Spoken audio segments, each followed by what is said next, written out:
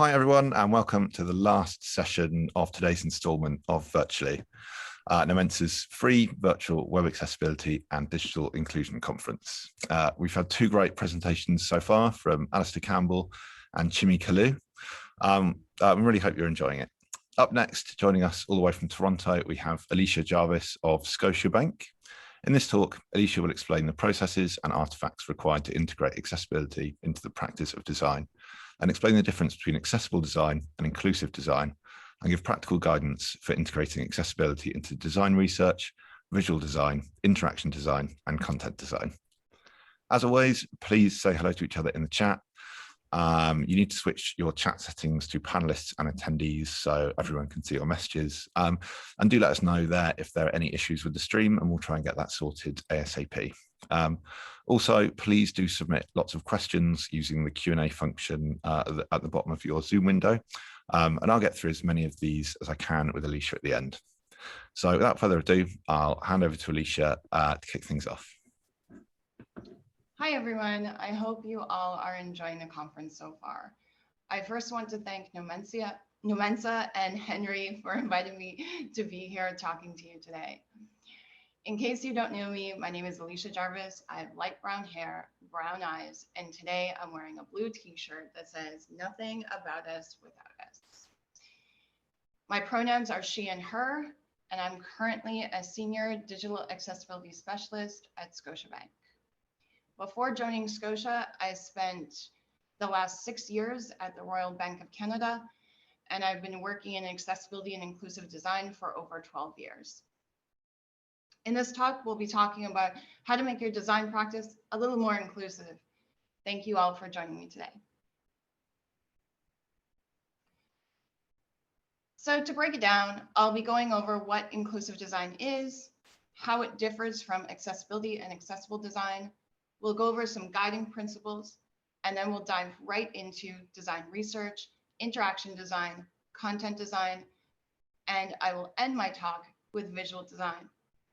Hopefully by the end of this talk, you will all have some practical takeaways that you can use in your own design practice. I have left lots of time at the end for questions, comments, and discussion. So please, let's keep the conversation going. You can follow me on Twitter at A11Y Alicia. And I hope you keep the conversation going there too.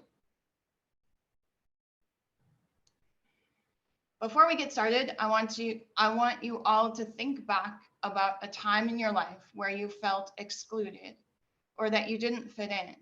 It could be that time that you didn't get invited to the party, or when that boy didn't ask you to the dance, or maybe it was when an entire room was staring at you for whatever reason that you still don't understand. The point is that most of us have experienced it and felt what it feels like, right? It doesn't feel too good, does it? Now I want you to think about a time in your life where you really felt seen. Like, I mean, really seen. It could be that time that you won an award for something you were really passionate about. Or maybe it was that time that you made the winning shot in front of the whole school. Or maybe it was that time you finally got that promotion that you were really gunning for. Or perhaps it was that time that your friends threw you an epic surprise party. That feeling that you're feeling right now, it feels good, right? That's what inclusion feels like. And that's the feeling I want you to keep in your mind today. Now, let me tell you a bit more about me. A very smart man named Cliff Chatterton once told me that the computer will be the great equalizer. You see, I was born with short arms, and being a well-decorated veteran and amputee himself, he knew that a double arm amputee like me may require some assistive technology to help level the playing field and allow me to keep up with my peers. Writing or drawing with a traditional pencil and paper was never my strong suit. From a very young age, I used either a typewriter or a computer to get stuff done.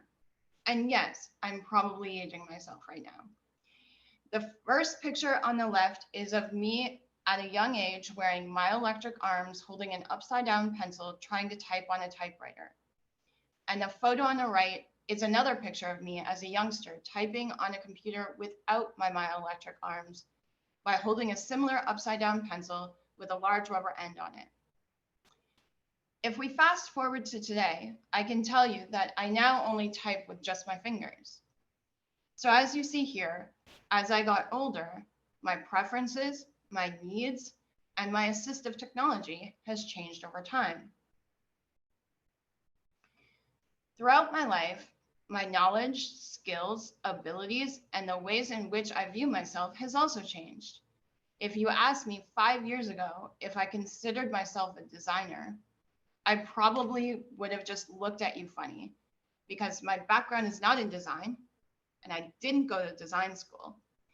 My academic background is actually in criminology and behavioral science. So I want you to take a minute to just level set on what I mean by design in the context of this talk. A few years ago, when I joined the digital design team at RBC, I was introduced to this quote by Herbert Simon. Everyone designs who devises courses of action aimed at changing existing situations into preferred ones. Now I'm going to repeat that for you again. Everyone designs who devises courses of action aimed at changing existing situations into preferred ones. I did some deep thinking, and while I may not have gone to design school, I'm definitely a designer. I realized I've been doing this my whole life. You see, I was born into a world that was not designed for me, so I've had no choice but devise courses of action aimed at changing existing situations into something that works for me. So as you might have guessed, the next question I had after realizing I was in fact a designer was, what is inclusive design anyways? And how does it differ from accessibility? Well, here's the distinction. So the way I like to look at it is, inclusive design is the methodology, and accessibility is the outcome of that methodology, and not the only outcome, but just an outcome of that methodology. If that makes sense. Inclusive design attempts to acknowledge the intersectional nature of human beings. For example, I'm not a woman on Monday and a person with a disability on Tuesday. In addition to my gender and my ability, my culture, my heritage, my socioeconomic status, my language, and age all shape how I experience the world. To give you a common example of inclusive design that we can all relate to, have you ever struggled with a doorknob? Either your hands were wet or you had gloves on. Doorknobs can be very tricky in many situations. I have short arms and doorknobs are the bane of my existence. However, doors with levers allow me and many other arm amputees to open doors with ease. Door levers also benefit people with arthritis and other dexterity challenges, whereas doorknobs are often problematic for a lot of people because they depend on a very specific hand function. And if you have arthritis, it may actually hurt your hand to turn a doorknob. In other words, my friend Billy Gregory summed it up like this. When user experience doesn't consider all users, it should be called some user experience. Yes, sucks.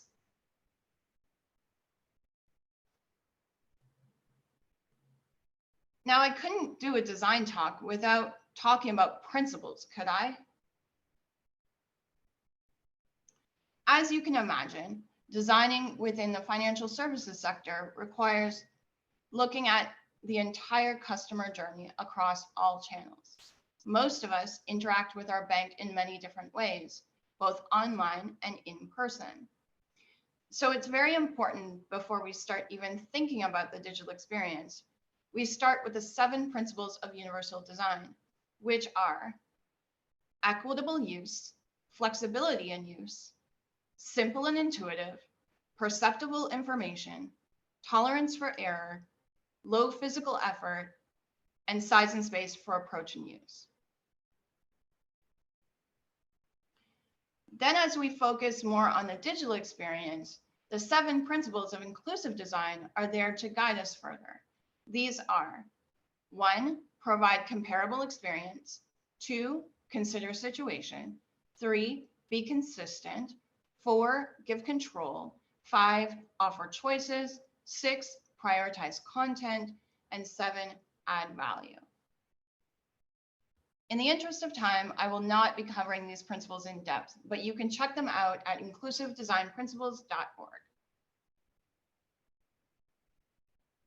And then if we drill down further, we get the 4 principles of accessibility, which are perceivable, operable, understandable, or robust, or POUR if you want to remember the acronym. All of these principles help guide us in creating a more inclusive user experience, and it's important to ensure these principles fit into your day-to-day as designers. I'm sure that we would all be better designers if we use these principles as a starting point to work from. We must all remember that inclusion is a continuous journey of learning, unlearning, and relearning. It is not a destination. With that, let's talk about research. Earlier, I showed you a photo of me wearing my electric arms.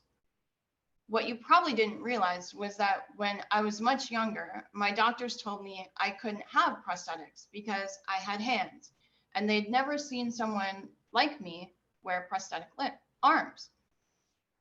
So with some help of the WARAMPS of Canada, I did some research on my own and found a picture of 2 identical twins from Germany who, just like me, had short arms and were fitted with prosthetic arms.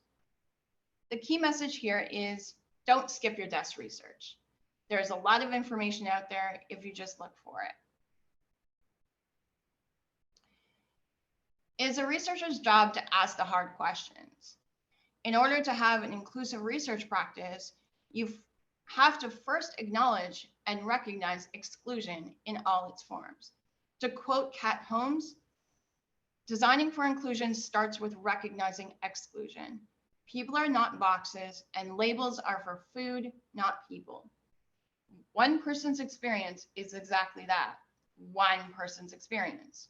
No more, no less. Don't expect one person to represent an entire race or group of people. Yes, I have a disability, and I'm a woman, but I cannot and will not speak on or behalf of all women with disabilities. I can only speak from my own experience. So instead, what you want to do is continuously ask, who is not here and why aren't they here? And more importantly, what can we do about it? I wore prosthetic arms from the time I was about 5 years old until well into high school. And not once did I meet a prosthetist that was an amputee themselves. This automatically created disconnect between the prosthetists who were designing my arms and myself. They didn't fully understand my needs or my wants. They often came into the conversation with assumptions based on stereotypes. Like when I started telling them that my arms weren't working for me. They responded with, well, don't you want them for aesthetic purposes? You know, you're a girl, you might want to look a certain way. What about dating and relationships? You know, what are you going to look like when, or what's going to happen if you meet a guy? Like, really? If a guy really cares that much about the length of my arms, do you think I want him? My mama taught me better than that.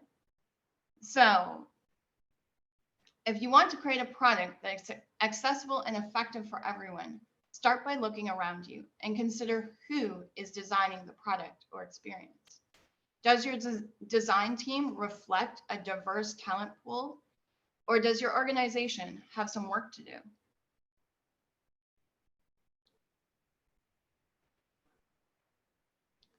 In any case, you can immediately start making your research practice more inclusive by involving everyone. And I mean everyone. Be intentional about how you conduct research and with whom.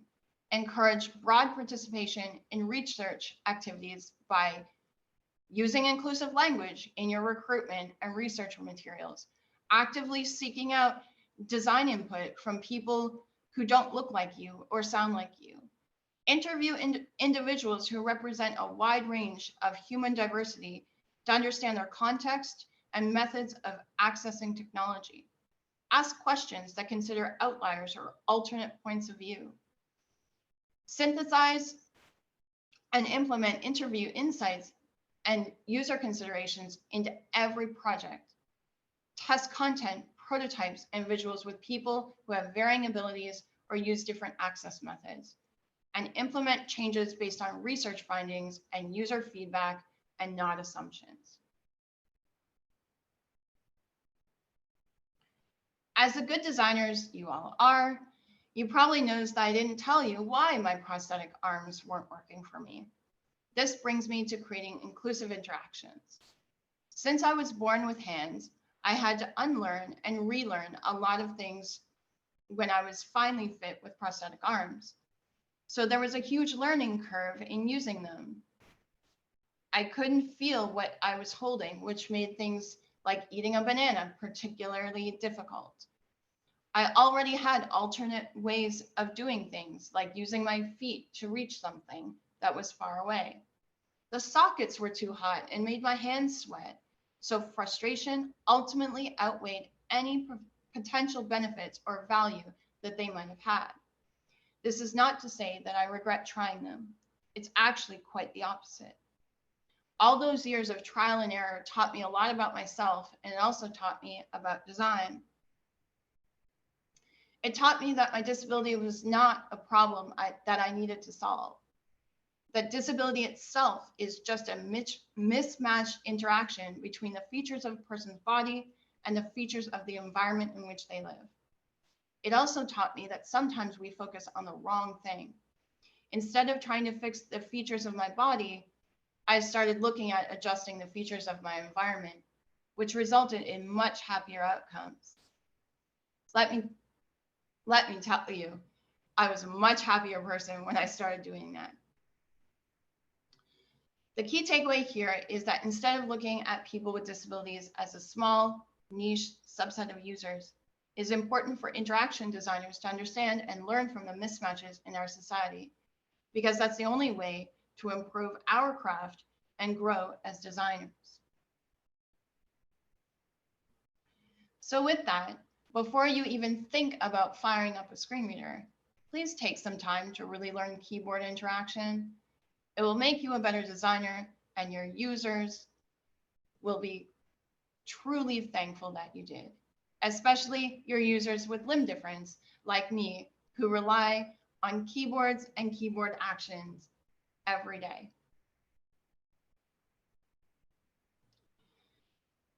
Next, use design annotations to help you. Interaction models will help you provide context for navigation and list the different elements and interactions needed within the application. Remember, wireframes are both project documentation and visual communication guide. So make annotations part of your workflow to eliminate misunderstandings or confusion along the way. Talk to your development team. Make sure your development team understands the interactions and what you're annotating in your designs. Don't feel obligated to capture everything all at once. Iterate and use whatever method works for you and your team. And leverage a legend so everyone is on the same page about what it is you're communicating in your designs. Now let's take a minute to talk about my favorite subject, inclusive content. As the old adage goes, content is king. Or let's be inclusive, content is also queen. Without content, my whole talk would just be an empty page. Pretty boring, right? So there are two main aspects to think about when we think about inclusive content. Both are equally important. One, the substance, or in other words, what the content is saying. And two, the presentation, or how the content is being presented. First, let's talk about the what. As content designers, you know that language is a powerful thing that can be used to either include or exclude your users. And with great power comes great responsibility. You can easily start making your language more inclusive by doing these 5 things. Avoiding descriptors that refer to a person's race, gender, sexual orientation, disability, or age, unless those descriptors are relevant to the story. When possible, omit gender-specific pronouns. Replace third person, she or he, with second person pronoun, you, and replace adjectives for neutral alternatives such as indefinite adjectives, substantives, or objects. Avoid the use of black, white, dark, or light as metaphors for obvious reasons that I won't get into. Secondly, you want to ensure that the experience is as intuitive and seamless as possible. In other words, don't make me think. Use plain language. Give just the info your users need right when they need it. Keep sentences short. Aim for 5th to 8th grade readability. Write meaningful link text. So no, learn more, click here, that sort of thing. Make it meaningful, make it describe what you're linking to. Use text alternatives for charts and graphs. Make sure that you're summarizing those charts if they're really complex, or even if they're not. Someone just glancing at a chart, let's just put that in a sentence. What is the person trying? What do you want the person to get out of your chart or graph? In a simple sentence will go a long way. Use descriptive alt text for images, icons, and controls. And if the text is meant to be read, don't put it in an image. Ensure semantically meaningful page structure as well. Make sure it's marked up with headings and you have a good structure that's easy to understand and intuitive.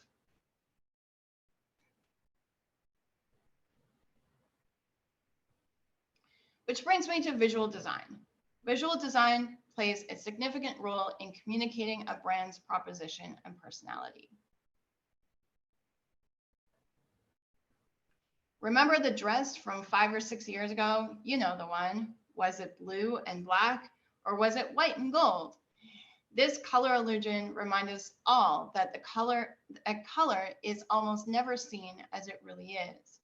We all see colors slightly differently, and our perception is literally colored by the context in which we view it, such as a device's screen and surrounding environment. So visual designers, do not use color alone to convey meaning, and always test your designs with a color contrast analyzer tool. Especially now, we all like to use our phones outside. It's summer. I want to use my phone outside, and I want to be able to see what I'm doing on my phone.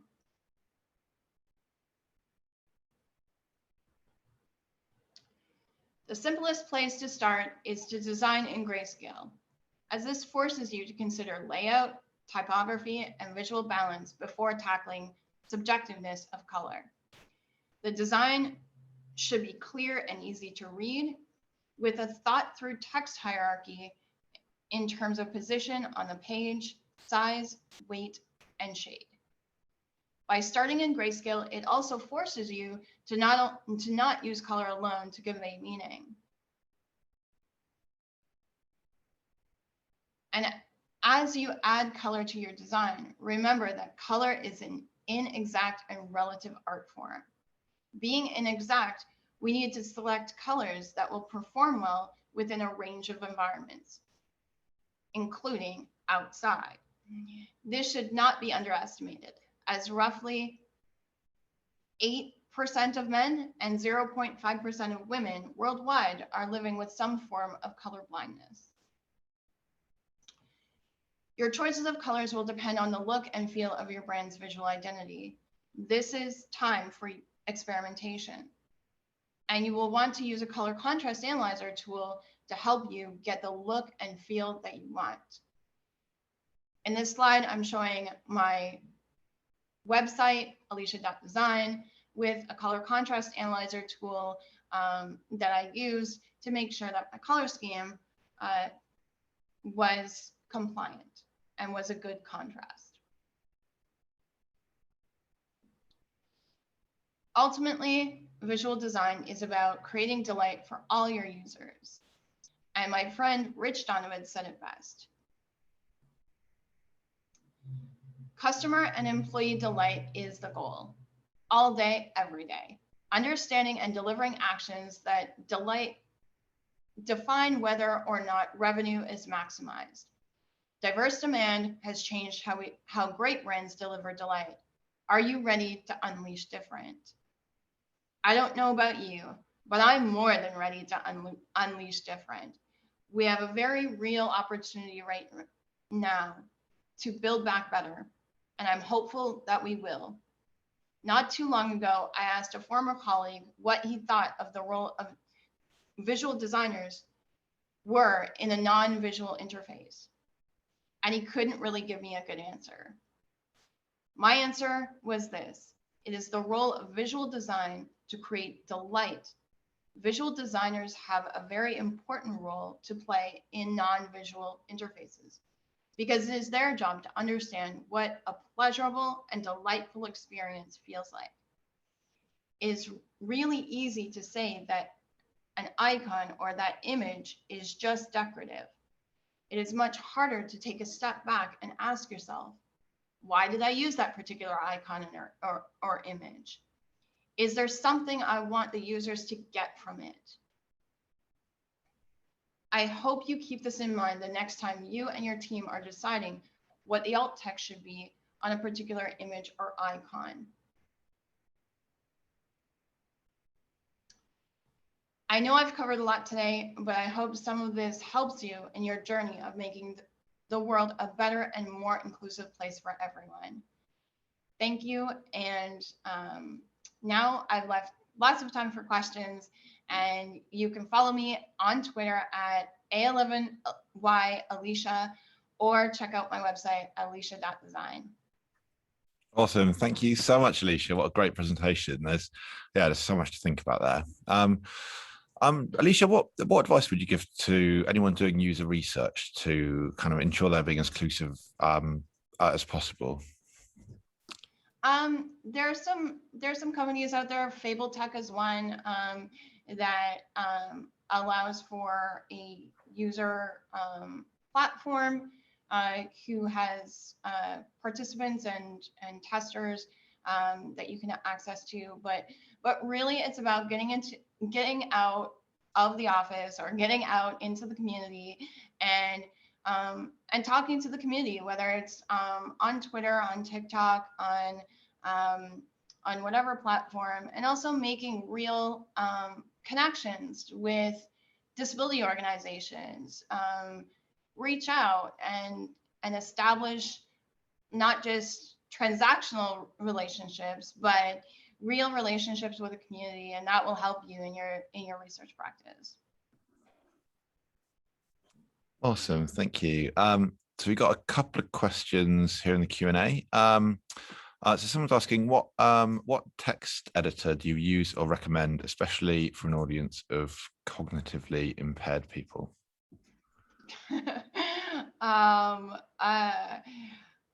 That one, I mean, I would love for anyone to chime in on Twitter on that one. I think cognitive disabilities are something that the community we're still lacking on, and we do need more and more input from the community on that. So I would actually turn it over to the community for that one, and say, put it out on Twitter and let's see what text editors people have.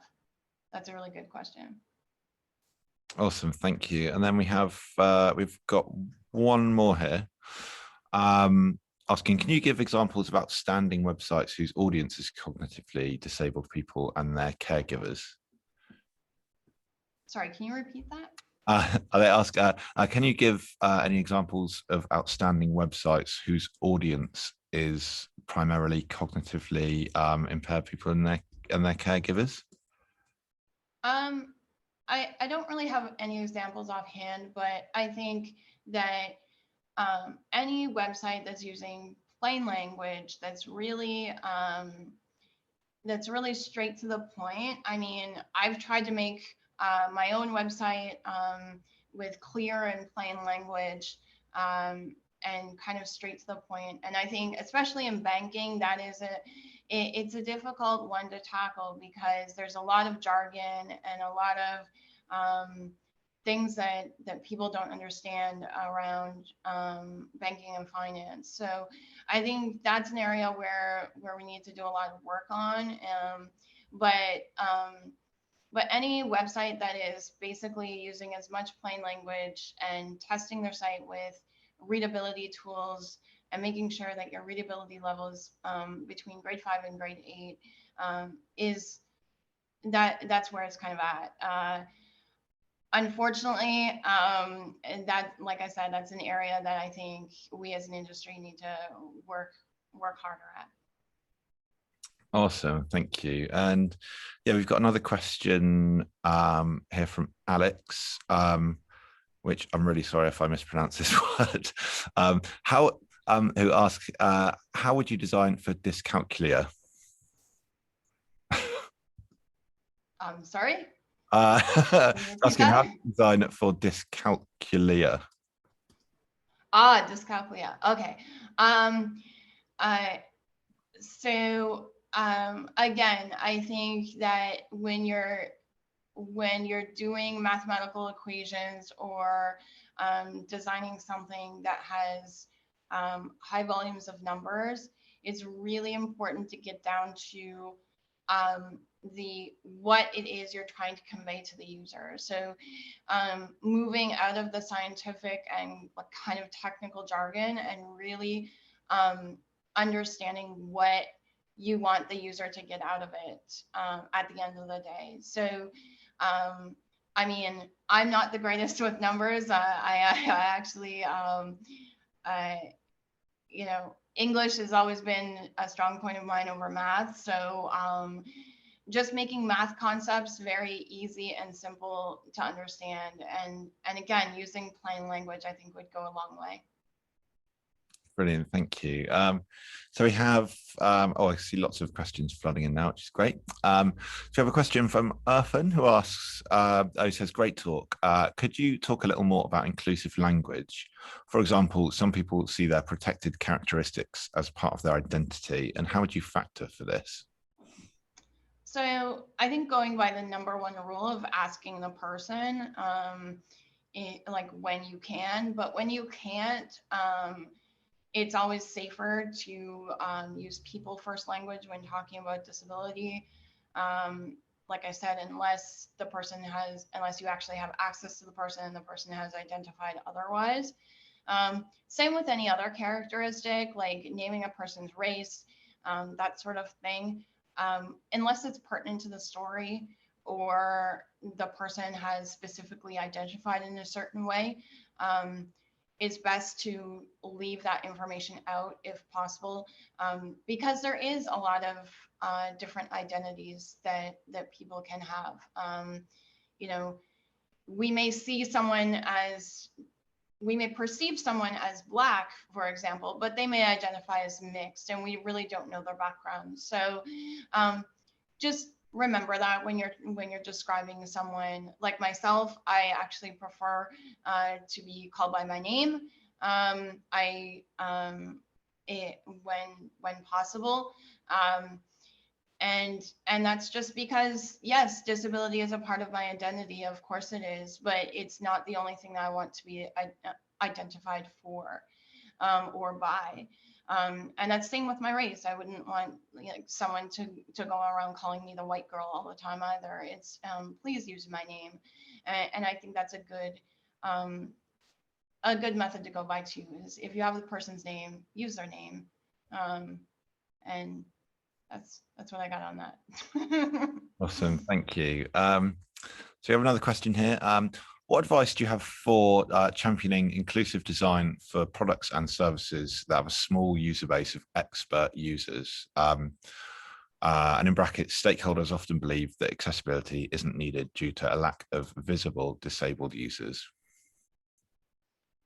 Yeah, I mean, I think with the pandemic and everything, it's I would start talking about invisible disabilities and mental health, because everybody can kind of identify with that, right? Especially right now, is so I try not to use the legal card as much as possible. I try to bring in stories of people that I know into the conversation and examples, um, and then try to get at what they actually care about. So sometimes people are motivated by money, so you can kind of talk to the business case and the return on disability essentially. And I mentioned Rich Donovan's book in my talk. I would highly recommend reading it.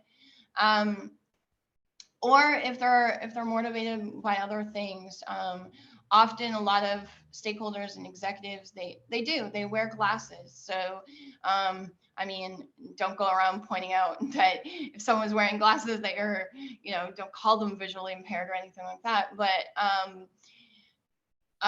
just mention that, wearing glasses is a form of assistive technology, and that everybody, no matter who you are, uses technology in an assistive way. And that's what technology is there for, is we wouldn't build technology to not assist us. Technology is there to assist humans. So if we can get down to that on a human to human level, then it opens up the conversation to talk about disability a little bit better. Brilliant, thank you. So next question we have is from Tim. Tim asks, he says, I see on your website you have the language selector aligned top left. Is that due to it being the first element that screen readers will read? So it gives the user an opportunity to choose language straight away? Yes, actually. Also, it just design-wise, it just kind of fit there. But yeah, I mean, and that was a conscious choice to put it at the top and put it at the first thing. That because even not only from a screen reader perspective, from a keyboard only perspective, the first thing I want to do or a user wants to do is select their language. So yes. Awesome, brilliant. Then we have another question here from Radhika. How can we make design better for keeping? Sorry, wait a minute. How to make design better for keeping all with any cognitive problems? Sorry, Radhika, I don't quite understand that question, I'm afraid.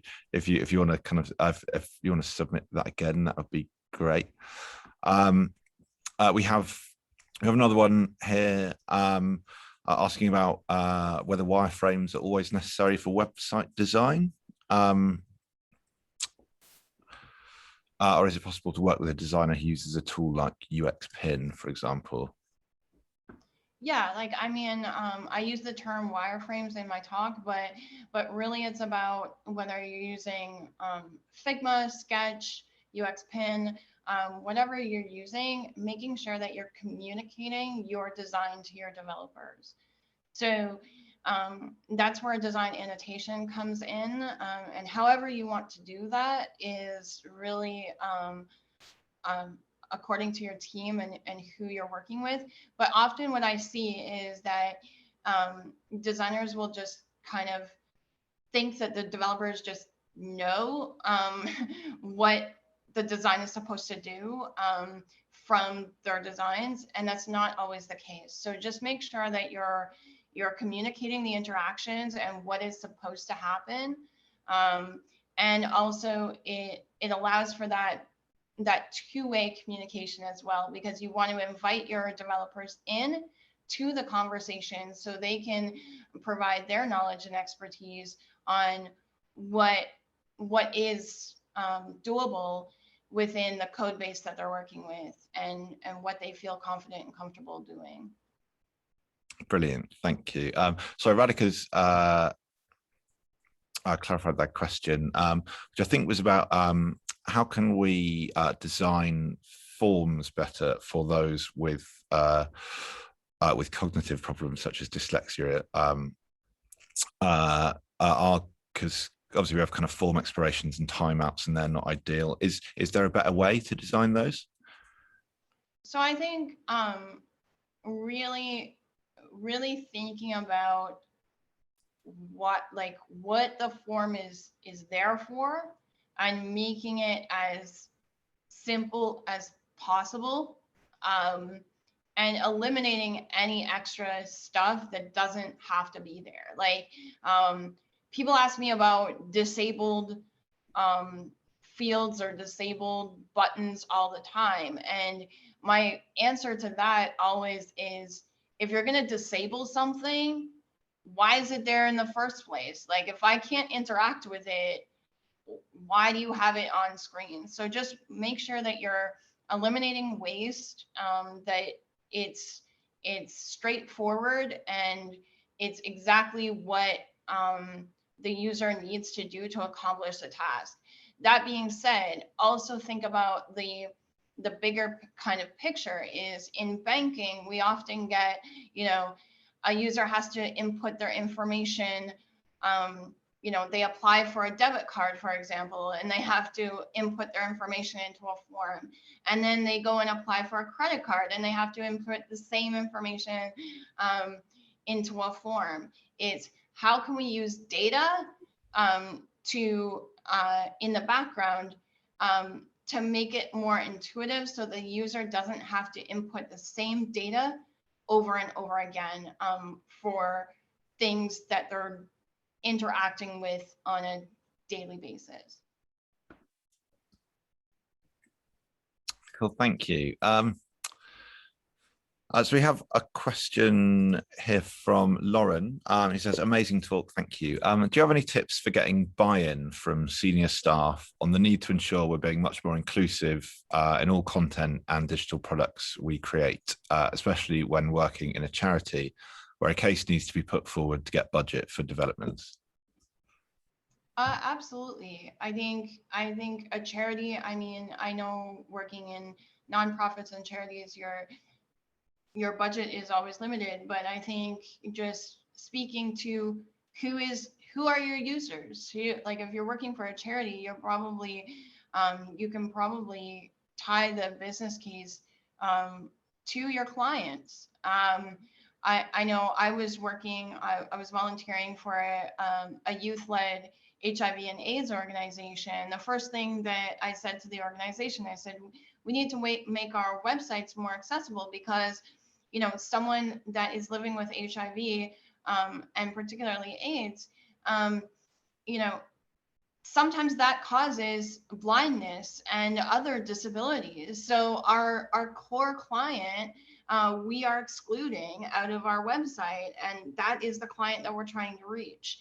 So I think making those connections for them and making them realize that, if you're doing charitable work, it's kind of more important, because,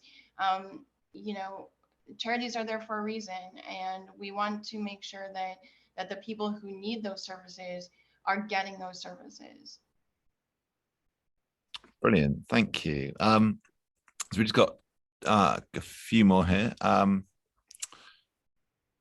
So we've got a question here. Someone's brought up that the Nielsen Norman group states that user test group size is 6 people, and that larger groups aren't necessary. Is that something you agree with? I agree with, at a given time, yes, because you don't want to blow up your budget and have a lot of people, because once you get a lot of people, you'll find a lot of overlaps. But I do think that you need to continuously test. So you might have one study that has 6 and a different study that has a different 6, and just constantly making sure that you're inviting people in to your designs. I'm all for transparency. So that means your development teams, your stakeholders, invite people in. It's not just who you have formally in your usability studies, but it's also who is working on your teams and how can you invite their input into your designs. Brilliant. Thank you so much, Alicia. That was absolutely fantastic. Yeah, there's so much to think about there and so much great advice in that presentation and the questions there. So thank you so much for taking time out to present at the very first ever virtually, which, so that wraps up the first day. We've loved all the talks so far and hope you have too. Again, I'd like to say a huge thanks to everyone that has presented today. Alistair, Chimmy, and Alicia have delivered 3 brilliant talks. So thank you to everyone that's tuned in too. Again, I'd like to do a really quick shout out to those who would be interested in joining the team here at No Mensa. We're always on the lookout for talent and we'd love to hear from you. We'll be tweeting out links on that shortly, so keep an eye out for that. We're also back tomorrow. We've got 3 more talks from Al Duggan and Amani Ali of No Mensa, Gigi Etienne of What 3 Words, and Angela Hooker of Microsoft. There's still time to sign up over on the Eventbrite page, so head on there if you haven't done so already. We hope to see all of you then. And if you have any kind of more questions for Alicia, I'm sure you can tweet her or get in touch via LinkedIn or anything like that. So yeah, thank you very much, and we'll see you all tomorrow.